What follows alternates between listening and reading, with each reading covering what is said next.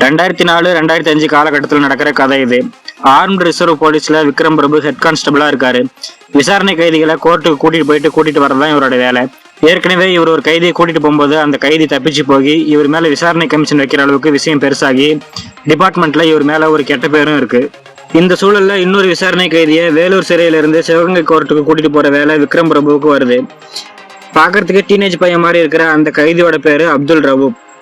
விக்ரம் பிரபு அப்துல் ரவூப்பை கூட்டிட்டு சிவகங்கைக்கு போற இந்த பயணத்துல எங்கேயாவது எப்படியாவது சான்ஸ் கிடைச்சா தப்பிச்சு போயிடலாம் அப்படின்ற மாதிரியே அப்துல் ரவூப்போட நடவடிக்கைகள் எல்லாமே சந்தேகத்தை கிளப்புற மாதிரி இருக்கு.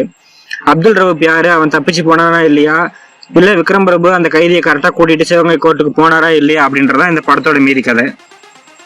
சிறைன்னு படம் பேர் இருந்தாலும் இது சிறைச்சாலையை பத்தியோ இல்ல சிறையில நடக்கிற சம்பவங்களை பத்தியோ இந்த படம் பேசல. இது ஒரு கோர்ட் ப்ரொசீஜரல் டிராமா. இந்த கதையை நம்ம 2 ட்ராக்கா பிரிச்சு பார்க்கலாம்.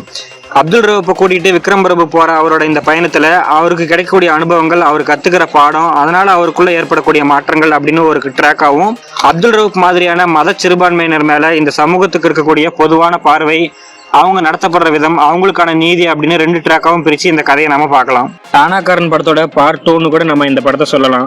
அங்க போலீஸ் ட்ரைனிங் முடிக்கிற விக்ரம் பிரபுவுக்கு ஏஆர் டீம்ல வேலை கிடைச்சா எப்படி இருக்கும் அப்படின்ற மாதிரி அசியூம் பண்ணிட்டு கூட நம்ம இந்த படத்தை பார்க்கலாம். அது மட்டும் இல்லாம டானாக்காரன் படத்தை எழுதி இயக்குன தமிழ் தான் இந்த படத்தோட கதாசிரியரும் கூட. விக்ரம் பிரபுவோட நடிப்பு இந்த படத்துல எக்ஸலண்டா இருக்கு. கதையை உணர்ந்து எந்த ஒரு இடத்துலையும் ஹீரோயிசம் காட்டாம, அதே சமயம் தன்னோட வேலை என்ன, அதோட லிமிட் என்ன அப்படின்னு தெரிஞ்சு வேலை செய்யற ஒரு கேரக்டரா நல்ல பாராட்டும்படியான ஒரு நடிப்பை கொடுத்திருக்காரு. அப்துல் ரவூப்ன்ற கேரக்டர் நடிச்சிருக்கிறோட பேரு அக்ஷய் குமார். இந்த படத்தோட தயாரிப்பாளர் லலித் குமாரோட மகன் தான் இந்த அக்ஷய் குமார். இவருக்கு இது முதல் படமா இருந்தாலும் புதுமுகம் அப்படின்னு ஸ்கிரீன்ல தெரியாத அளவுக்கு நல்லா நடிச்சிருக்காரு. இவர்கிட்ட இருந்து அந்த அளவுக்கு நடிப்பை வாங்கியிருக்கிற இயக்குனருக்கும் பாராட்டுக்கள். அப்துலுக்கு ஜோடியா வர கலையரசி, அவங்க அக்கா வர இஸ்மத் பானு, விக்ரம் பிரபுக்கு ஜோடியா வர ஆனந்தா, அவங்க அம்மா வர ரம்யா சுரேஷ், ஒரே ஒரு சீனுக்கு வந்தாலும் முத்திர குத்துன மாதிரி மனசுல பதிகிற மூணார் ரமேஷோட பர்ஃபார்மன்ஸ், ஜட்ஜா வர தேனப்பன், விக்ரம் பிரபு கூடிய வர 2 கான்ஸ்டபிள்ஸ் அப்படின்னு சப்போர்ட்டிங் கேரக்டர்ஸ் நடிச்சிருக்கிற எல்லாருமே நல்ல பர்ஃபார்மன்ஸை கொடுத்துருக்காங்க.